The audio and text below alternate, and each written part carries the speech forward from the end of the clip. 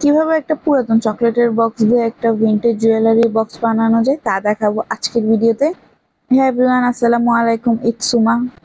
প্রথমে আমি চারকোনা বক্সটার নিচে দুইটা হোল এবং উপরে একটা হোল করে নিয়েছি এবং বক্সটাতে একটু ভাঙা ছিল, এটা সাইডগুলো প্লেন করে নিয়েছি এবং সামনে পিছিয়ে এবার বক্সের উভয় পাশে ট্যাপ লাগাবো যাতে বক্সটা জয়েন্ট হয়ে যায়।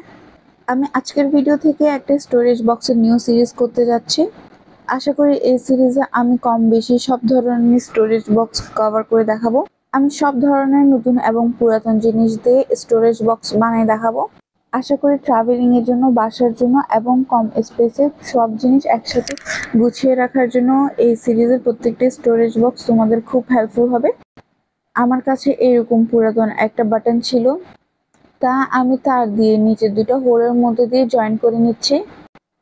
এবার একটা চিকন রাবার কেটে নিয়েছে বাটনটার সাথে মাপ নিয়ে তা নট করে উপরের হোলটা দিয়ে অ্যাটাচ করব। ভিডিওতে যেমনটা করেছি তা তোমরা দেখতে পাচ্ছ। এবার বোথ সাইডে আমি ট্যাপ লাগাই দিব, দেন উপর পাশ ট্যাপ দিয়ে সিকিউর করার পর হয়ে গেল রেডি আমার বক্সের লকটা।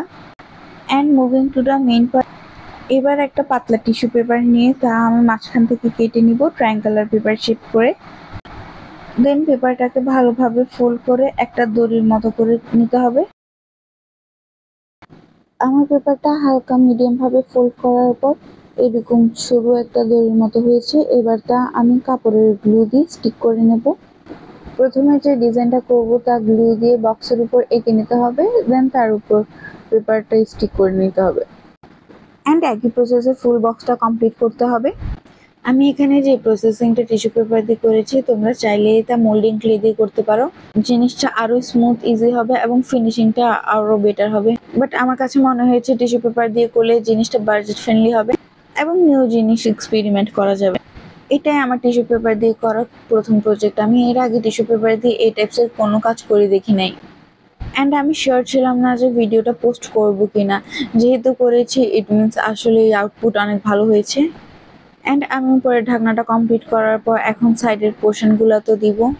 আমি অনলি বক্সের ফ্রন্ট সাইডে এই ডিজাইনটা করেছি একটু সিম্পল রাখার জন্য। অ্যান্ড সেম প্রসেসিংয়ে আমি বক্সের ফ্রন্ট পোর্শনটাও কমপ্লিট করেছি। রিসেন্টলি আমার ভিন্টেজ জিনিস এতই পছন্দ হচ্ছে, ভাবছি আরও কিছু ভিন্টেজ বক্স বানাবো। কী ধরনের আরও বক্স বানানো যায় next let me no in the comment.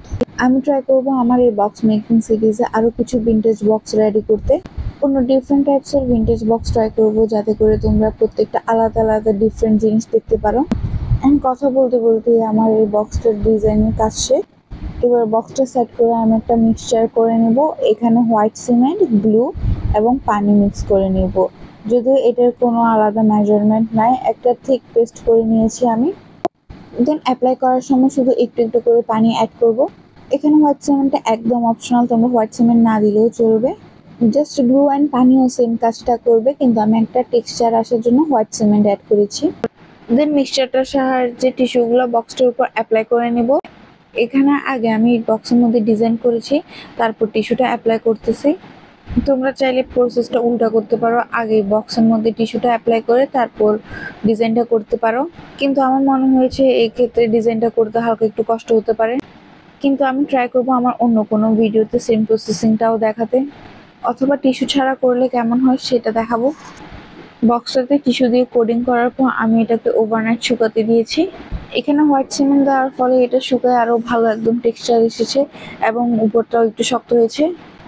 তারপর আমি সম্পূর্ণ বক্সে ব্ল্যাক কালার করে নিয়েছি। এরকম একটা ভিন্টেজ এফেক্ট আসার জন্য মাস্ট বেসটা ব্ল্যাক করে নেওয়া উচিত, না হলে জিনিসটা অ্যান্টিক ফিল আসবে না। এবার আমি একটা ড্রাই স্পঞ্জে দিয়ে তার মধ্যে গোল্ডেন কালার অ্যাড করে ড্যাব ড্যাব করে কালারটা অ্যাপ্লাই করে নিচ্ছি। এমনভাবে শুধু উপর দিয়ে কালার অ্যাপ্লাই করলে একটা অ্যান্টিক লুক আসবে।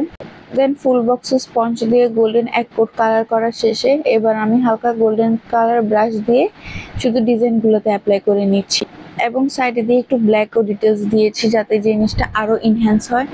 বক্সটা সম্পূর্ণ কালার করা শেষে এবার আমি কিছু সাইডে দিয়ে স্টোন দিয়ে নিব যাতে জিনিসটা আরও সুন্দর লাগে। দেন পুঁতিগুলোকে গ্রিন কালার করে দিয়েছি।